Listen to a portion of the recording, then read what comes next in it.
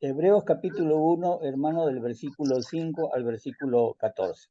Porque ¿cuál de los ángeles dijo Dios jamás, mi hijo eres tú? Yo te he engendrado hoy. Y otra vez, yo seré a él el padre, y él me será a mi hijo. Y otra vez, cuando introduce el primogénito en el mundo, dice, adóranle todos los ángeles de Dios. Ciertamente, de los ángeles dice que el que hace a sus ángeles espíritus y a sus ministros llama de fuego. Mas el Hijo dice, tu trono, oh Dios, por el siglo del siglo. Cetro de equidad es el cetro de tu reino. Has amado la justicia y aborrecido la maldad, por la cual te ungió Dios, el Dios tuyo, con óleo de alegría más a tus compañeros. Y tú, oh Señor, en el principio fundaste la tierra, y los cielos son obra de tus manos. Ellos perecerán, mas tú permaneces. Y todos ellos se envejecerán como una vestidura, y como un vestido los envolverás, y serás y serán mudados. Pero tú eres el mismo, y tus años no acabarán. Pues, ¿a cuál de los ángeles dijo Dios jamás, siéntate a mi diestra, hasta que ponga a tus enemigos por estrado de tus pies? ¿No son todos espíritus ministrando, ministradores enviados para servicio a favor de los que serían herederos de la salvación? Que Dios bendiga su palabra, amados hermanos. Entonces, y lo que tratamos de hacer es quizás tocar algunos puntos que son controversiales o unos puntos que de repente por el contexto en el que vivimos no lo podemos entender o aplicar, y entonces de eso se trata de ir aplicando estos principios y estas enseñanzas que para nosotros pueden ser confusas. ¿Por qué? Porque indudablemente a los que se les estaba escribiendo esta carta, ellos sí podían entender el contexto, podían entender las palabras. Hay muchas citas del Antiguo Testamento, y ellos podían entenderlo porque sus audiencias eran cristianos que venían del judaísmo, o eran judíos convertidos al cristianismo, judíos prosélitos, se dice, convertidos al cristianismo, y por lo tanto ellos estaban entendiendo lo que el autor del libro de Hebreos les estaba diciendo. Y por supuesto podían también entender el punto de la carta, es decir, cuál era la intención, o cuál era no solamente el contexto, sino la intención, el foco de la carta, el punto de lo cual quería ellos, el autor, enseñarles principalmente, la enseñanza principal que les quería dar. Entonces, eh, estábamos viendo nosotros la semana pasada el mismo tema que vamos a continuar el día de hoy, que Cristo es superior a los ángeles. Habíamos visto ya una semana antepasada, la semana anterior a ella, habíamos visto de que el tema de que Cristo era superior a los profetas, desde el versículo 1 al versículo 3, la semana pasada tocamos este tema de los ángeles, como yo les superior a los ángeles, y habíamos tocado, o por lo menos habíamos intentado hacer un bosquejo sobre sobre tres puntos. Uno de ellos, uno de los puntos era que era lo que eh, Cristo era superior a los ángeles debido a lo que Cristo fue o lo que llegó a ser, ¿no? Basados en el versículo 4. Y el otro punto era debido a quién era Cristo. Y habíamos estado hablando de esto, de que Cristo, principalmente su nombre era ser hijo, era el Hijo, con mayúscula, el Hijo. Entonces, y el otro punto era que no lo llegamos a concluir, era que era debido a su lugar que él ocupa, a su magnificencia, a su lugar de honor en una forma más simple, a su lugar de honor o de majestad, o de majestad. Entonces, y ahí podíamos nosotros, quiero tocar para cerrar este punto que quedó del tema pasado, el versículo 6, donde dice y otra vez cuando introduce al primogénito en el mundo, dice, adórenle todos los ángeles de Dios. Y aquí el término que puede estar en discusión o el término que nos puede llevar a confusión es el término primogénito, esta palabra primogénito. Es una palabra que tiene su origen, un origen griego, o por lo menos en el griego, es una palabra que es protokos, con K, protokos.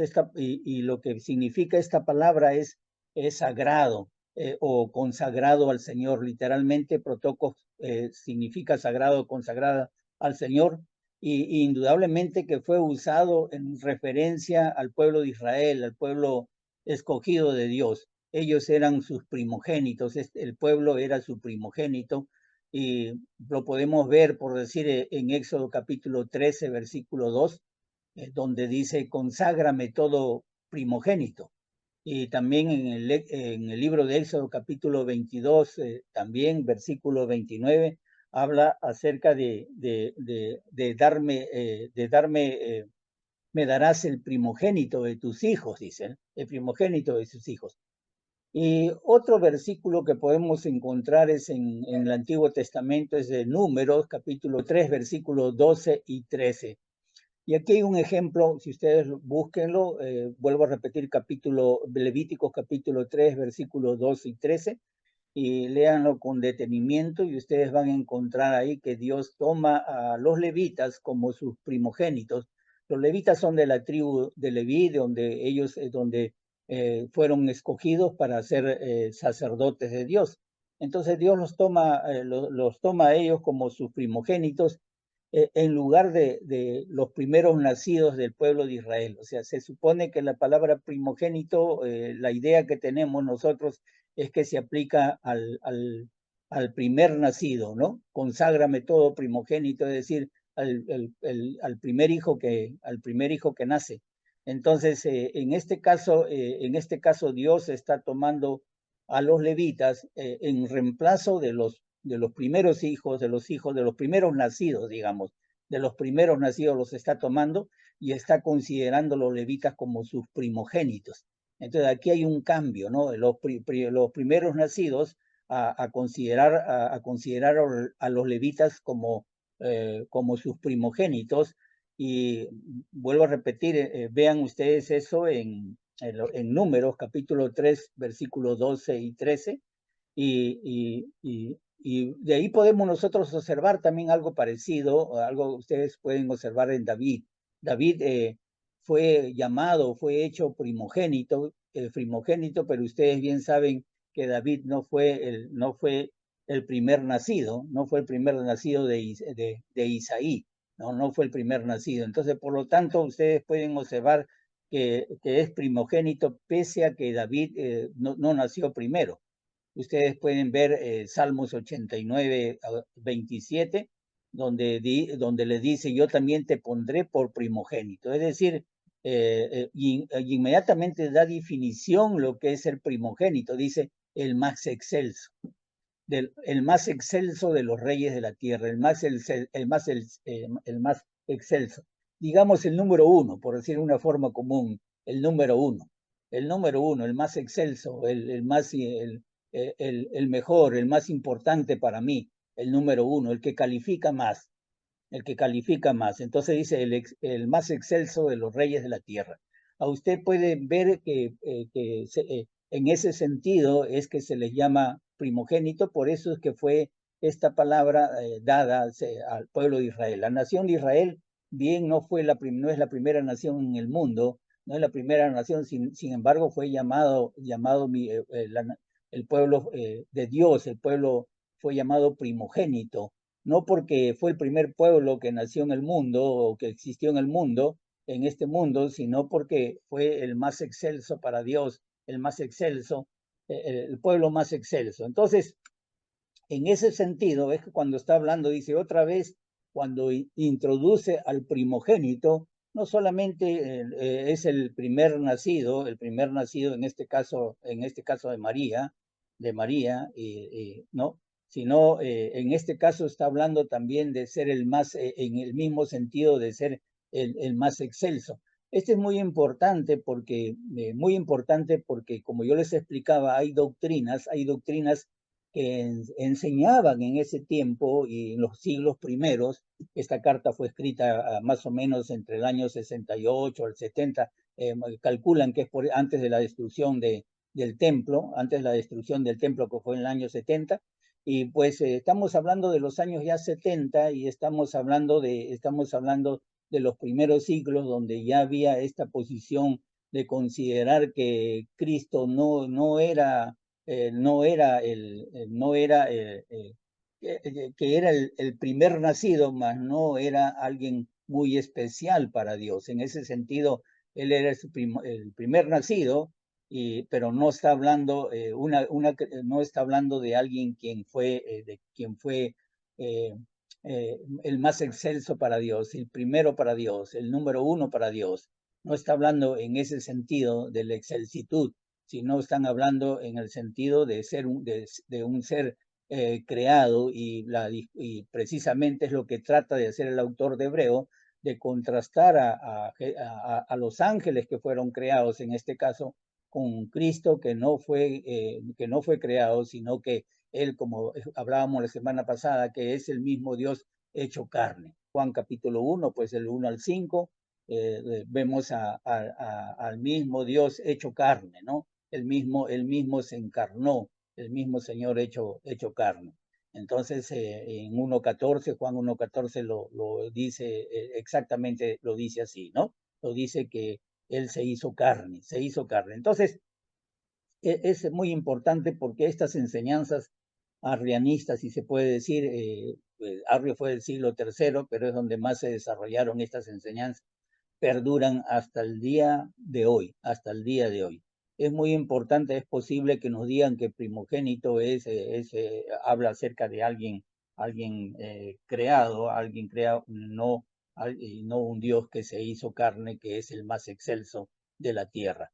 Entonces, interesante también porque en el Nuevo Testamento nosotros vamos a encontrar ahí en Colosenses, el apóstol Pablo en Colosenses, empezando nomás en el capítulo 1 de Colosenses, ¿no? En el capítulo 1 de Colosenses, en el versículo 15 hacia adelante, 15, 18, él dice, habla acerca de Jesús como el primogénito de los muertos. Entonces, el primogénito de los muertos, está hablando el apóstol, en este caso el apóstol Pablo, que Jesús es el primogénito entre los muertos.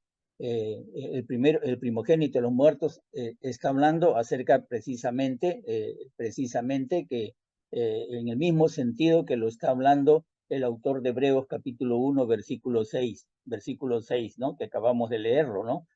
Y otra vez cuando introduce el primogénito en el mundo, ¿no? Está hablando en el mismo sentido, en ese mismo sentido que es el primogénito entre los muertos. Jesús es el más excelso. ¿Por qué? Porque es el más excelso. ¿Por qué? Porque él resucitó para nunca más morir. Ahí está la diferencia, porque hubieron otros personajes antes de Jesús que resucitaron, ¿no? Que resucitaron. Y es posible que los que discuten esta enseñanza, no es posible, sino que te lo dicen, no, ahí está el ejemplo, Lázaro resucitó anteriormente, entonces no está hablando de ser el primero, no, entonces aquí está hablando aquí, no está hablando acerca de excelsitud, de excelsitud. Entonces, no, aquí Lázaro, vemos nosotros del amigo Jesús, que Lázaro fue resucitado, y sin embargo, cuando Lázaro murió, murió para no resucitar nunca más, o sea, murió y una vez murió definitivamente. No tenemos evidencias que Lázaro haya resucitado, pues, y esté con nosotros hasta el día de hoy. Ahora, también nosotros también podemos observar algo parecido, porque hubieron cuando nuestro Señor Jesucristo entregó su espíritu en la cruz, hay muchos que resucitaron, la Biblia registra eso, nos registra que hubieron muchos que resucitaron y que entraron incluso a Jerusalén. Entonces, estoy hablando cuando el Señor resucitó, después de la resurrección del Señor, pues en la tumba muchos resucitaron, pero ¿qué es de ellos? ¿Qué es de ellos? Ellos tuvieron que volver a morir. Entonces, hay un autor que a veces le menciono, Bruce dice que ellos se llaman, que Jesús es el primogénito, no ellos, sino que Jesús es el primogénito porque Él existe antes de la creación y porque toda la creación es su herencia, dice Bruce, ¿no? Aquí tenemos una definición diferente que nos da este autor acerca de por qué es el primogénito. Creo que con esto es claro, cuando nos hablen de primogénito, no necesariamente estamos hablando del primer nacido, sino estamos hablando del más excelso, del mejor, del número uno, del que califica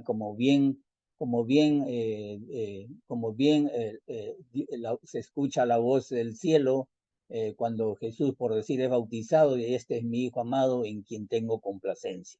Es el único, el más excelso, el que califica para Dios.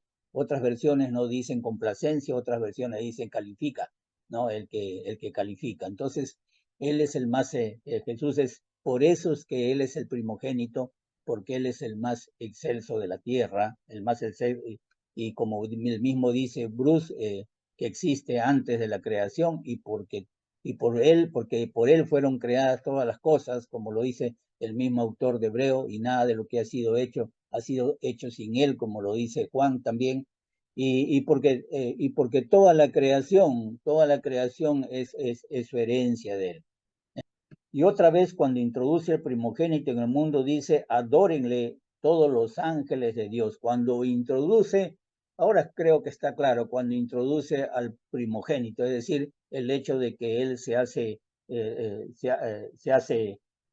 número uno, se hace carne, y número dos, que es el primero que ha resucitado, que es el sentido que tiene este versículo acerca más de la resurrección.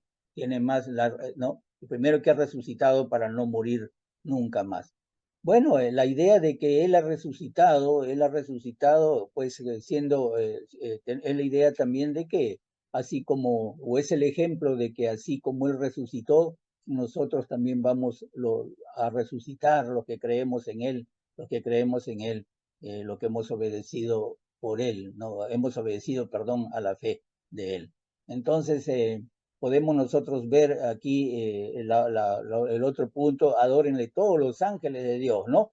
Pero aquí hay una palabra, una palabra interesante, esta palabra dice. Es importante esa pequeña palabra dice, que la palabra dice viene de una palabra griega también, legei, algo expliqué que si no me equivoco la semana pasada, pero lo que está significando es de que eh, es Dios el que está diciendo, o el Dios el que está afirmando esta verdad, de que los ángeles le adoran a Él. Adórenle todos los ángeles. Dios es el que lo está diciendo. Ese es el autor. Cuando el autor dice, está afirmando, está diciendo que Dios es el que dice, que Dios afirma, que Dios lo asegura. Entonces, que Dios mismo está hablando por medio del texto que está escribiendo, por medio del texto que Él está escribiendo. Aquí, por supuesto, podemos nosotros notar de que el autor está considerando su carta que es inspiración divina, porque ha habido mucha polémica con la carta de Hebreo, con la carta de Santiago, ha habido mucha discusión si son libros que deben estar dentro del canon o no deben estar dentro del canon, discusión, incluso en los siglos XIV, siglos XV, con algunos autores de la Reforma, como en el caso de Lutero, ha habido este tipo de controversias, pero aquí el mismo autor está diciendo de que lo que él está, por lo menos él está considerando que lo que él está escribiendo es inspiración de Dios, inspiración divina, porque él está diciendo, dice Dios. Y también no solamente está considerando el autor, si ustedes se ponen a pensar, esta palabra tiene significado bastante, porque el autor no solamente está considerando o está afirmando, está afirmando que sus palabras del que está escribiendo tienen una implicación o una inspiración divina, sino que también, sino también que las escrituras que él está citando, que él cita, tienen autoridad también divina, o sea que él no cita las escrituras por citarlas, sino que la está citando con la misma autoridad que le da Dios. No solamente porque las escrituras vienen de Dios, son de inspiración divina, sino porque tienen esa autoridad de Dios. No podemos discutir a lo que dice Dios, lo que dice Dios. Entonces, y él está apelando a las escrituras. Es muy importante entender eso, que él está apelando él apela a las escrituras, como otros autores también podemos ver. Pedro, por decir, en Hechos capítulo 2, él también apela a las escrituras, y los autores y los que han escrito el Nuevo Testamento, hombres inspirados de Dios, ellos apelan a las escrituras. Y el punto aquí, quizás interesante también para verse usted, para poder observar que él está también está haciendo una referencia a una cita que se considera como una oración, que es Salmos 97, Salmos 97, 7. Salmos 97, versículo 7. Entonces, si ustedes pueden leerlo en Salmos ahí, dice, avergüéncense todos los que sirven, dice, a las imágenes de talla. Dice, avergüéncense todos los que sirven a las imágenes de talla. Pero acá dice inmediatamente él dice los que se glorían en los ídolos, y viene esta frase, póstrense a él todos los dioses. ¿No? Salmos 97, póstrense a él todos los dioses con D minúscula. Entonces, se cree de que no se cree, se dice de que él ha tomado, el autor de Hebreos ha tomado esta última parte de este texto, póstrense a él todos los dioses con D minúscula, refiriéndose precisamente a los ángeles y hablando de adoración, adórenle todos los, por eso que él escribe, adórenle todos los ángeles de Dios. Pero hay otros autores que sí dicen, los que discuten, los que han estudiado esto, dicen de que si bien ha tomado la cita de Salmos 97, versículo 7, es más cercano está a Deuteronomio capítulo 32, versículo 43. Deuteronomio capítulo 32, versículo 43, ¿no? Y donde habla de alabar a las naciones, alaben las naciones, que él vengará la sangre de su pueblo, de sus siervos, y tomará venganza de sus enemigos y hará expiación por la tierra de su pueblo. Dice que en la expresión alabar naciones a su pueblo está implicado también de adórenle todos los ángeles de Dios.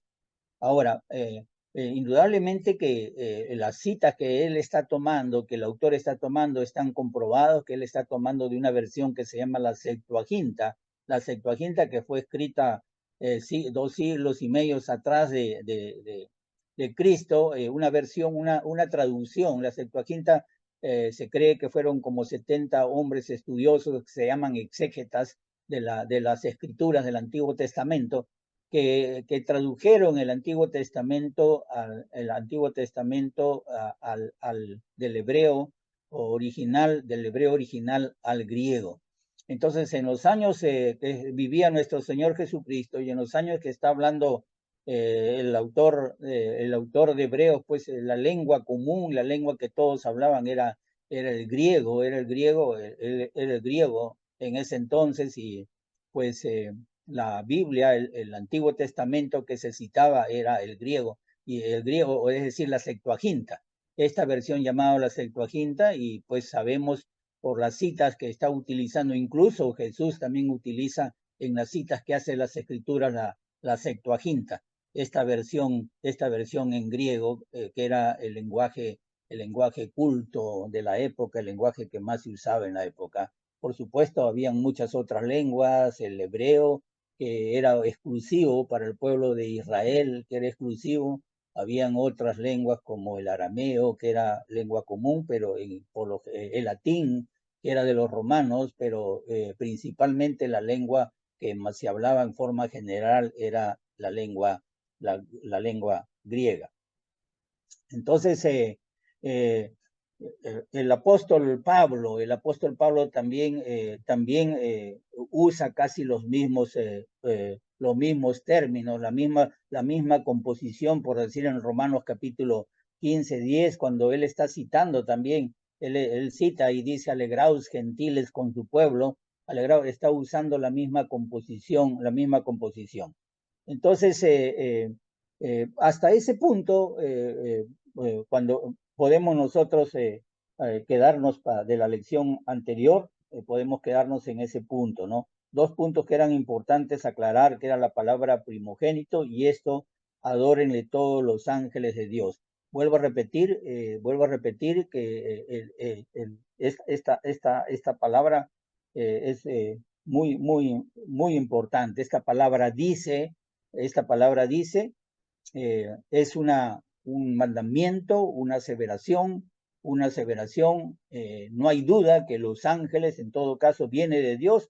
No hay duda que los ángeles son, no digamos menores, no vamos a hablar menores, pero, porque podríamos hablar de calidad, de cantidad, pero los ángeles no son superiores a Cristo. Cristo es superior a los ángeles. Eso le está diciendo a sus lectores, les está diciendo eso. Es que los judíos han hecho libros, en la actualidad existen libros de sus maestros, de sus profetas, han hecho muchas investigaciones, muchos libros, muchas interpretaciones del Antiguo Testamento, entre ellos la angiología. Ellos son los que han desarrollado más este tema. Solamente si ustedes buscan, por decir, en Google, se van a encontrar de que ellos busquen, por decir, la palabra cábala, ¿no? Y van a encontrar que ellos tienen hasta 6.000, oficialmente, tienen hasta 6.000 interpretaciones de los primeros 5 libros de la Biblia. Hasta 6.000 interpretaciones, 6.000 oficialmente. Imagínense interpretaciones de 6.000 interpretaciones diferentes. Y uno se pregunta, ¿por qué tantas interpretaciones? ¿Cómo es posible? Yo leo una lectura, pero yo no podría darle tantas interpretaciones. Es que ellos utilizan un sistema de sorteo, de cábala, tienen un sistema muy complejo que pueden, en cuanto tiene que ver con el efo de los sacerdotes, las piedras, pero es una tarea que se las dejo a ustedes muy interesante, y van a ustedes a observar que entre ellos han desarrollado temas sobre la angiología, sobre los ángeles. Y es fácil, si nosotros si nosotros nos involucráramos en ese tema, es posible que sin darnos cuenta en nuestro interior comencemos a adorar a los ángeles, y los ángeles, quizás ya haciendo introducción al tema que vamos a continuar, y los ángeles no son, como ustedes pueden ver, más que ministro. La palabra ángel viene de una palabra ángelos, que significa sencillamente mensajero. Es un mensajero, los ángeles son mensajeros de Dios, son espíritus en el sentido de que no tienen cuerpo como nosotros, en ese sentido son espíritus ministradores, como vamos a ver más adelante, son espíritus ministradores, son espíritus que están al servicio, sencillamente son espíritus, y ellos son seres creados. Jesús fue engendrado, Jesús no fue un ser creado y están sencillamente al servicio, y a ellos no se les rinde adoración. Al que se le rinde adoración es a Cristo, y por supuesto hay ángeles, la Biblia dice que hay ángeles que están a nuestros servicios. Vamos a ver más adelante también en el libro de Hebreos, ¿no? Que estamos en el lugar, en la iglesia es el lugar, precisamente el lugar de estos ángeles, el lugar de estos ángeles, millares de ángeles, millares de ángeles, que están al servicio del Señor y a nuestro servicio, Pero no son ángeles en los cuales nosotros podemos adorarle. Juan no permitió, perdón, el ángel no permitió que Juan le adorara cuando le estaba cuando le estaba revelando lo que nosotros lo conocemos como Apocalipsis. Entonces no permitió que le adoren. Entonces es posible que nos vayamos a ese punto y nos perdamos. Y eso es lo que estaba pasando con la audiencia, o perdón, a quien estaba, no audiencia, sino los receptores de la carta del autor de Hebreos. Ahora, por supuesto, cuando dice que vamos a entrar al versículo al versículo 7, vuelvo a repetir, la semana pasada tocamos el punto que se ha mostrado que Jesús es superior a los ángeles debido a lo que él llegó a hacer, no lo que él llegó a hacer, ¿no? Y debido a quién es él, quién es Cristo, y debido a la relación que él tenía con su Padre.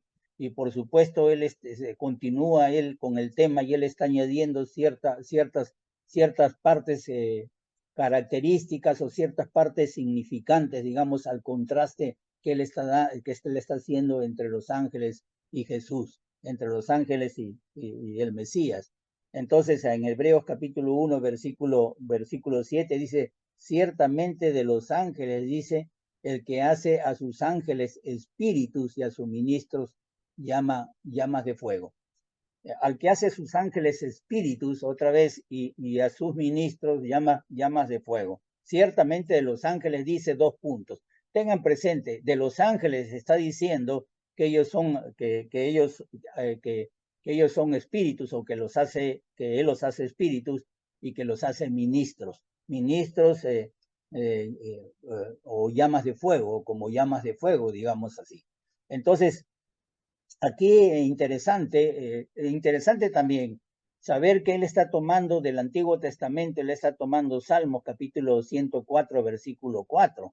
Si ustedes pueden ver en Salmos capítulo 104, vean ustedes ahí, apunten Salmos 104, versículo 4, y ahí va a decir: el que hace a los vientos sus mensajeros, el que hace a los vientos sus mensajeros, y a las flamas de fuego sus ministros. Y a las flamas de fuego sus ministros. Casi es equivalente. ¿Por qué? ¿Por qué está tomando esta cita el autor de Hebreos? Él está tomándola para que sus receptores, para que le está recordando en todo caso a sus receptores de la carta, que los ángeles sencillamente son simples ministros, son simples servidores, mientras que Jesús es el Hijo engendrado de Dios. No, hay un contraste: unos son simples servidores y Jesús es el Hijo engendrado de Dios. Los ángeles, solamente vuelvo a insistir, son seres que son creados. Incluso son ángeles que se pueden equivocar, que pueden errar el camino y ser condenados en el castigo. Eso lo dice el apóstol Pedro. Si ustedes van a segunda de Pedro capítulo 2, versículo 4, van a encontrar eso, van a encontrar, ¿no?, que dice que si Dios no perdonó a los ángeles que pecaron, dice, si Dios no perdonó a los ángeles que pecaron, sino que arrojándolos al infierno, dice que los entregó a prisiones de oscuridad. ¿Para qué? Para que ellos sean reservados para el juicio. Eso está diciendo acerca de los ángeles, ¿no? Segunda de Pedro 2:4, por supuesto, haciendo un contraste entre nosotros y los ángeles que pecaron, ¿no? Si los ángeles que pecaron los arrojó, ¿cuánto más nos espera a nosotros? Es lo que está diciendo. Y lo que pasa es que Dios, vuelvo a insistir, ha usado ángeles y sigue usando ángeles en una variedad, digamos, de formas, de maneras, enviándolos a servir como, vamos a poner, valga la redundancia, servir ministros, a servir como ministros o a servir como llamas de fuego. Él está usando también esto. Y si ustedes pueden observar, hay algunas otras versiones que consideran que no han puesto espíritu, que no han puesto la palabra espíritu, el que hace sus ángeles espíritus, sino que han tomado la misma palabra y ponen al que hace sus ángeles vientos, al que hace sus ángeles vientos. Las versiones más antiguas por lo general dicen, hacen que hacen sus ángeles vientos. Y por supuesto otras como la Reina Valera, que es la que uso yo, la que usamos por lo general nosotros, está hablando con la palabra espíritus, y en realidad la palabra para viento o la palabra para espíritu es la misma, es una palabra neuma, viento, neuma, espíritu, neuma, y por supuesto sabemos qué clase de espíritu es o qué clase de viento es de acuerdo al contexto en que se está escribiendo, y neuma es la palabra donde viene, ya ustedes les es familiar esta palabra neuma porque viene de la palabra neumático, ¿no? De un neumático, ¿no? Entonces, o no sé, de equipos de neumáticos, hablamos de neuma, que es que está usando el viento, que se está usando el aire, el viento. Entonces, viento o espíritu, vuelvo a insistir, es lo mismo. Y en la mayoría de las traducciones, que en la Reina Valera se está usando la palabra espíritu. Son pocas las que utilizan la palabra viento, y cuando se utiliza, por lo general, mayormente se utiliza para referirnos al Espíritu Santo, ¿no? Es decir, al Espíritu de Dios. O a veces también se refiere neuma como al espíritu humano. Vuelvo a repetir, de acuerdo al contexto, podemos hablar del espíritu con E mayúscula que está en nosotros, o de nuestro espíritu en nosotros, ¿no? En nosotros. Entonces, con E minúscula. Ahora, ah, hay algunos quizás, vale la pena, porque aquí también hay controversia. Lo que yo normalmente les digo, no voy a estar diciendo qué tipo de controversias, cómo se dan, pero por lo menos estoy urgiendo en las cosas que necesitan ser apoyadas o que necesitan ser aclaradas. El hecho de usar la palabra espíritu es más plausible. ¿Por qué? Porque el mismo contexto lo está apoyando. ¿Por qué el contexto? Porque el autor está tratando de mostrar que Cristo es superior a quienes, a los ángeles, Entonces, y los ángeles claramente son, ¿qué cosas son? Los ángeles son espíritus que ministraban y que ellos salían a realizar la voluntad de Dios. Es decir, de esto no se puede decir tan claro de los vientos. Aquí traería más confusión, porque de los vientos no podemos decir que los vientos ministran, o que los vientos hacen la realidad, son mensajeros de Dios. No podemos decir lo mismo de los vientos. Más bien la palabra vientos trae un poquito a confusión. Entonces, vean ustedes ahí mismo en Hebreos capítulo 1, versículo 14, ustedes pueden observar lo acaba de leer el hermano. Decía, no todos son espíritus ministradores enviados para servicio a favor de los que serán herederos de la salvación. Esto mismo no podemos decir de los vientos. Entonces es importante que el contexto está apoyando más la palabra espíritu que vientos, y por supuesto también tengamos que decir de que la palabra espíritus es coincidente o consistente con otros versículos de la Biblia, ¿no? De otra la Biblia, como este versículo que acabamos de leer, 1:14. Entonces, no hay contradicción, en otras palabras, no hay conflicto con otros versículos de la Biblia. Ahora, de los ángeles hay mucho, como yo le dije, mucho que hablar. Podemos nosotros observar en el Antiguo Testamento el servicio que los ángeles, el servicio que los ángeles hacían en cuanto a las obras, no sé, a las obras de Dios, Y no solamente en el Antiguo Testamento, sino también nosotros encontramos lo mismo en el Nuevo Testamento. Hay muchos ejemplos para ello, ¿no? Muchos ejemplos de los ángeles, que sería, yo tengo aquí una lista muy larga de señalar lo que los ángeles, cómo intervinieron los ángeles y qué función tuvieron como ministro de Dios. Muchos ejemplos que el día de hoy no los vamos a mencionar, pero Dios usó ángeles, todo el Antiguo Testamento, Dios usó ángeles para hacer sus juicios, muy bien, dice, para enviar mensajes de parte de Dios y también para hacer juicios. Por decir, vemos nosotros algo que citamos, la muerte de los primogénitos de Egipto. Dios quería libertar a su pueblo de la esclavitud de Egipto, pues, y fue el ángel de Jehová, el que pasó hiriendo a los egipcios. Eso está en Éxodo capítulo 12. Los ángeles también mencionamos la semana pasada, que los ángeles también o sirvieron cuando se dio la ley en el monte Moriah, en el monte Sinaí, y eso lo dice Hechos capítulo 7, versículo 53, ¿no? Creo que lo citamos, ustedes que recibieron, dice la ley, por disposición de ángeles. Vemos nosotros ahí también, después, ahora, y vemos nosotros lo mismo en otros muchos ejemplos, ejemplos como, por decir, muerte de los asirios. En una sola noche murieron muchas, por manos de un ángel, murieron muchos asirios, algo así de 80,000, dice en Segunda Reyes capítulo 19. Entonces, y en el Nuevo Testamento también vemos a Dios usando ángeles para anunciar el nacimiento de Cristo, para anunciar la resurrección de nuestro Señor Jesucristo, para llevar otras cosas,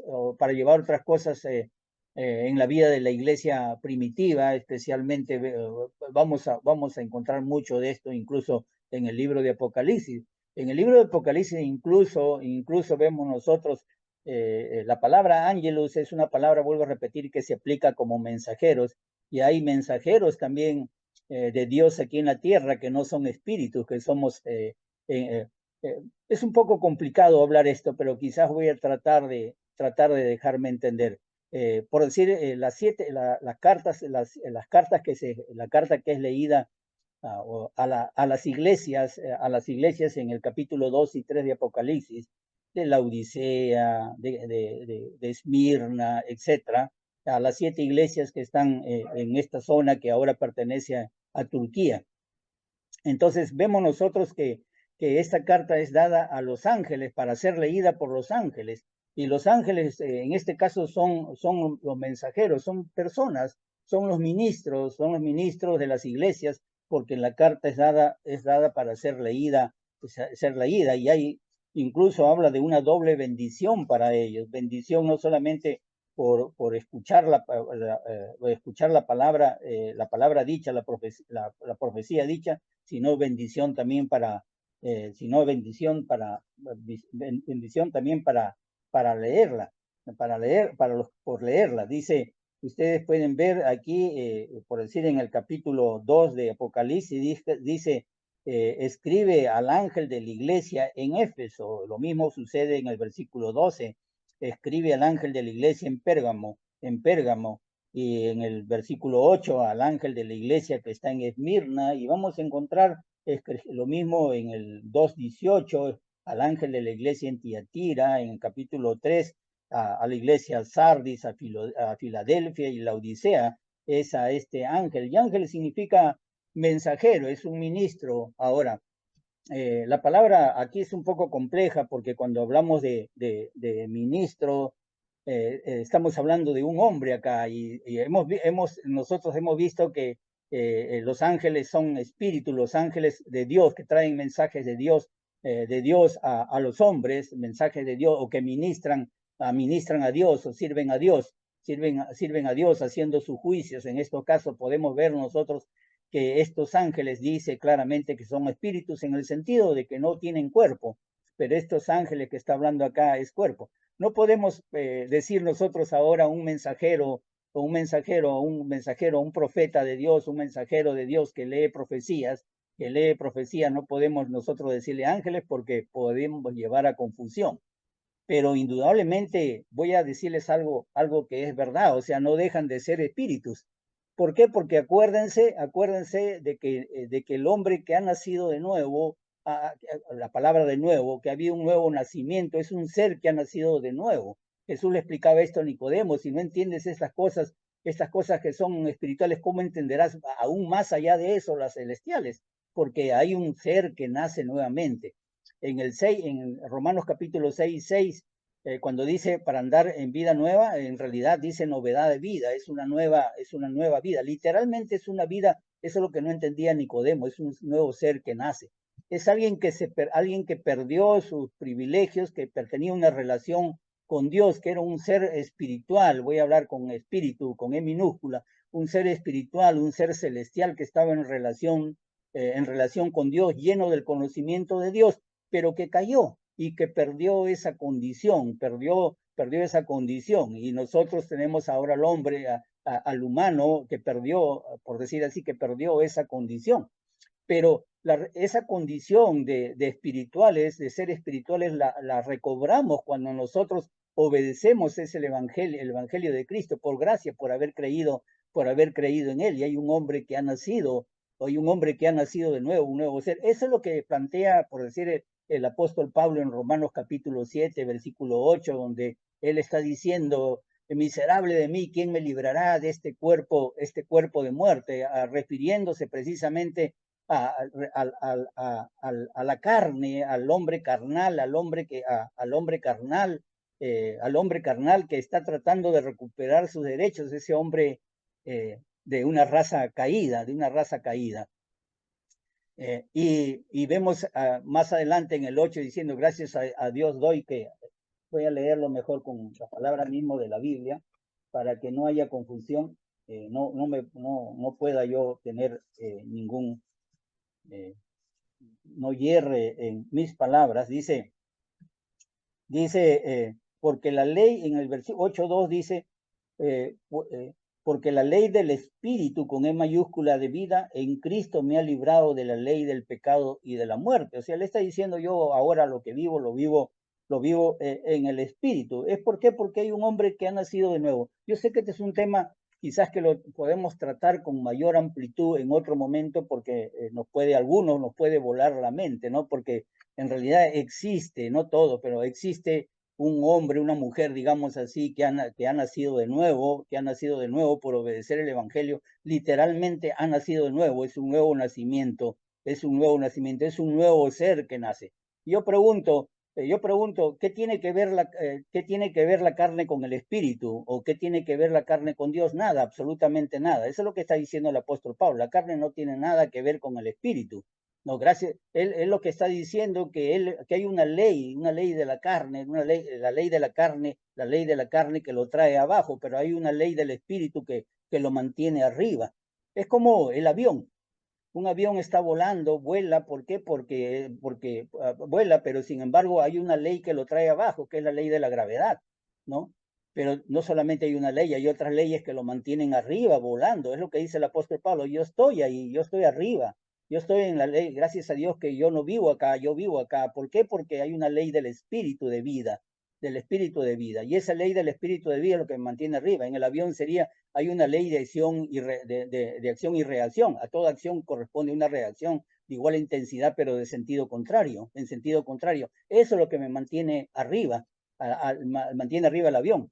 Entonces podemos nosotros entender de que hay un ser, pues, espiritual que ha nacido de nuevo, y que no tiene nada que ver con la carne. O cuando decimos que oramos en el espíritu, precisamente estamos diciendo que estamos en ese hombre espiritual, orando ahí, en ese hombre, esa mujer espiritual. Estos ministros que están leyendo la carta, indudablemente tienen doble bendición. Son hombres que están en el espíritu leyendo la carta, que no tienen nada que ver con la carne.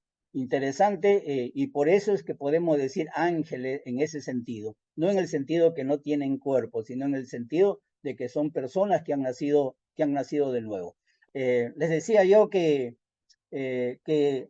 que el servicio de los ángeles, para recapitular, el servicio de los ángeles, nosotros podemos ver su ministerio, lo podemos ver tanto en el Antiguo y en el Nuevo Testamento, y por supuesto es mejor que nosotros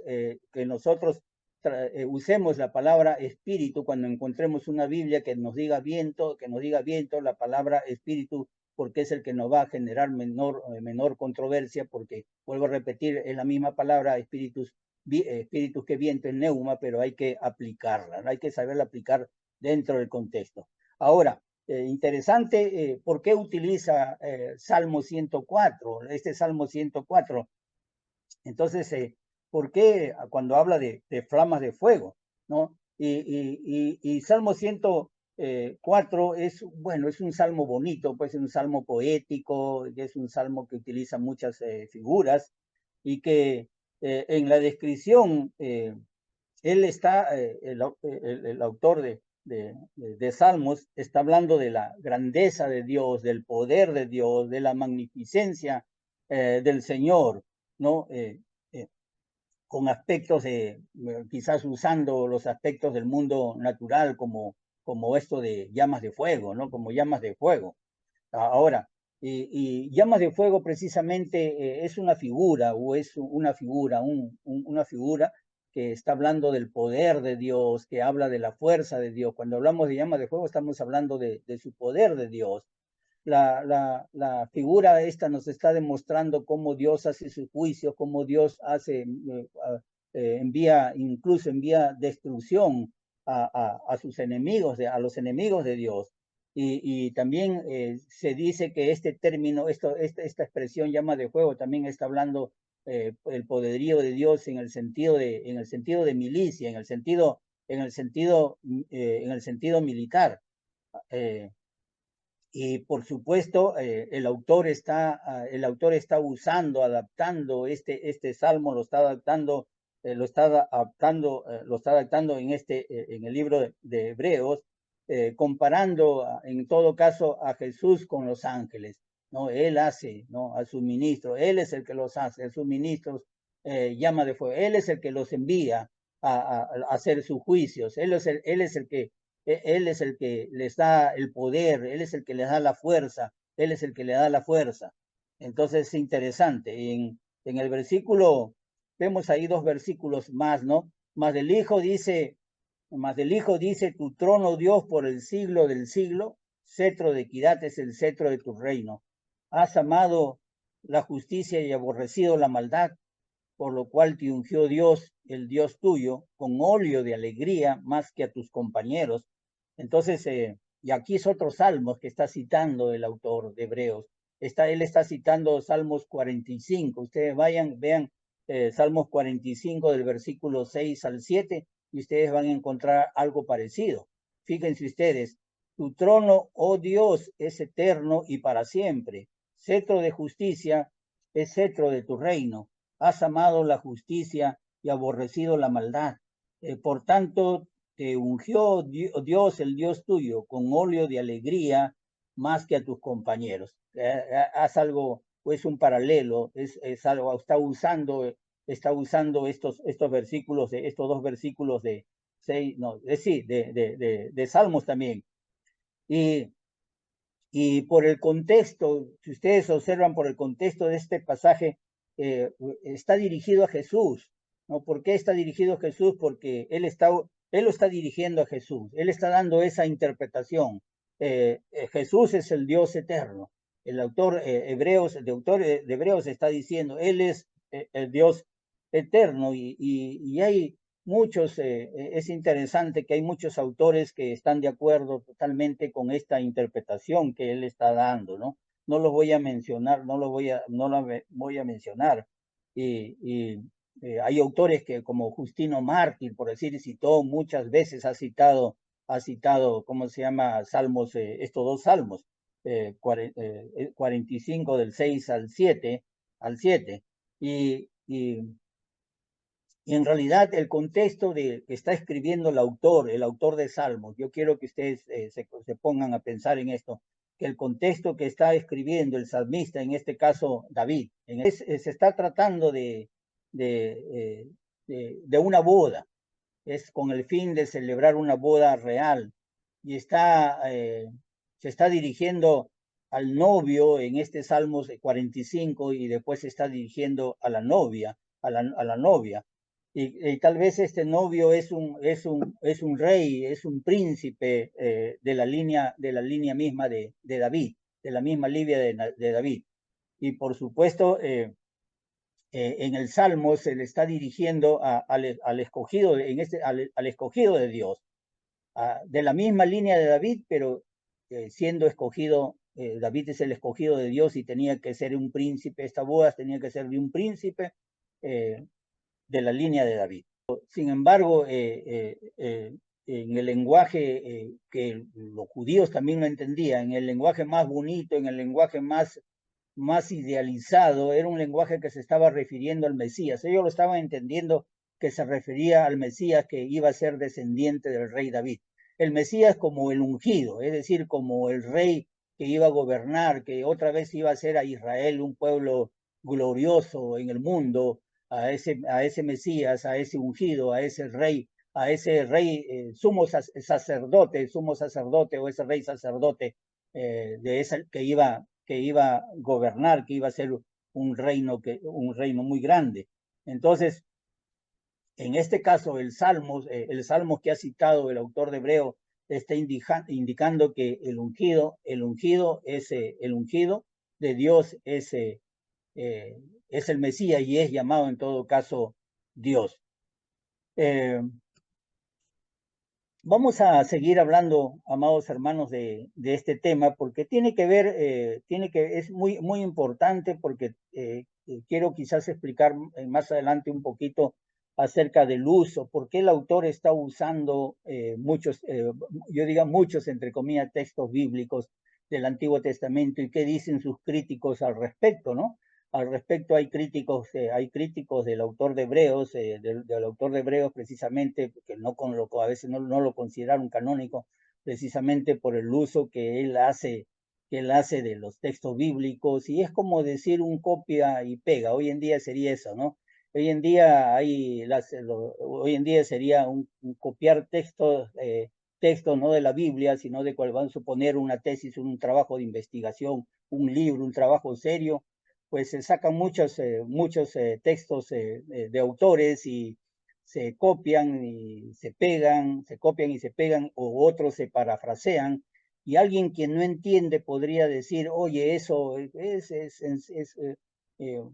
podríamos hasta burlarnos, esto junta letras, es decir, gente que junta las letras, que copia y pega, y podemos ver que ahí no existe nada de creatividad, entre comillas, pero eso es totalmente falso, porque ellos, los que hacen trabajo de investigación, escriben bajo un contexto general. Hay un punto, hay incógnitas que ellos tienen que los investigadores tienen que despejar. Cualquier estudiante de la universidad lo sabe, eso son incógnitas que tienen que despejar en el camino, y de eso se trata. A las finales hay una conclusión y a las finales hay un nuevo conocimiento. De eso se trata la ciencia. Hoy en día a este tipo de investigación, a este tipo de extracción de conocimientos y de considerar nuevos conocimientos, se le considera como algo científico.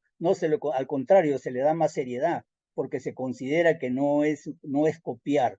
Cuando no se cita, cuando no se dice de quién viene, entonces es copiar. Interesante, yo me quedé asombrado cuando estoy leyendo la carta de Hebreos, me quedo asombrado de que estaba tan adelantado que incluso refuta a sus mismos críticos, porque todo lo que él utiliza, todos los textos que él utiliza, el Antiguo Testamento, están dentro de un contexto general, tienen un punto principal, y en este caso, y tienen un punto principal para sus lectores, y en este caso que estamos hablando, no solamente del contraste que hace de los profetas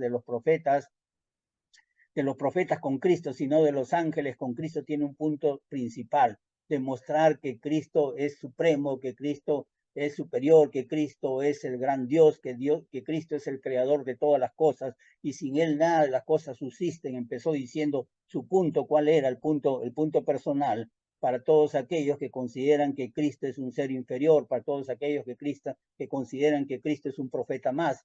o que Cristo es un profeta como Elías, nada más, un profeta, ¿no? Y no consideran que como Jesús mismo le respondió a Pedro, bienaventurado eres Jonás, Pedro, hijo de Jonás, porque lo que tú has dicho no te lo reveló carne ni sangre, sino mi Padre que está en el cielo, porque lo que dijo Pedro, tú eres el Señor. Tú eres el Señor, Él es el Señor, no hay más nombre más grande que dado a Jesús, Él es el Señor. A Él toda nuestra honra, toda nuestra honra, toda la gloria para Él. Que Dios lo bendiga, amados hermanos.